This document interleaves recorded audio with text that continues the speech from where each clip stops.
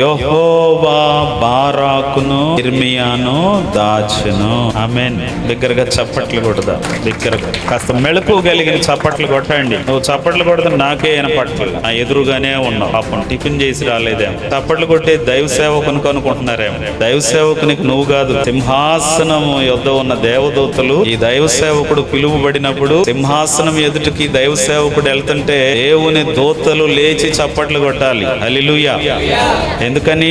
ఉగ్రతను తప్పింపబడుటను గురించి చాలా చక్కగా జనులకు చెప్పావయ్యా. ఉగ్రత ఎలా ఉంటుందో చెప్పావయ్యా.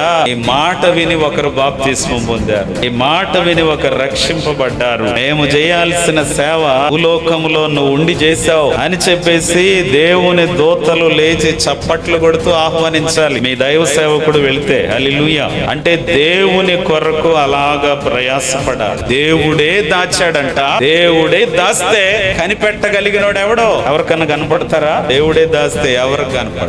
ఎంత తరచి తరచి తరచి తరచి వెతికినా మోషే సమాధి ఎవరు చేశారు? మోషే సమాధి కార్యక్రమం ఎవరు చేశారు? ఏమో మరి. మోషే సమాధి ఎక్కడుందో ఎవరైనా కనిపెట్టగలిగారా? పర్వతం పేరైతే చెప్తారు, నెబో పర్వతం అని. పర్వతం అంతా గాలించి వెతికినా, త్రవ్వకాలు జరిపినా, ఏం చేసినా, ఎంత చేసినా అది ఎక్కడుందో మాత్రం కనిపెట్టలేరు. కారణము ప్రధాన దూతలు దిగొచ్చారు. ప్రధాన దూతలు దిగి వచ్చి ఆ కార్యక్రమమును జరిపించారు. ఏ బండలో దాచారో కూడా తెలియదు. బండ చూస్తుంటే బండలాగే కనపడుతుంది, కానీ ఎక్కడ దాచారో కూడా తెలియదు. జాగ్రత్తగా గమనం చేసుకో.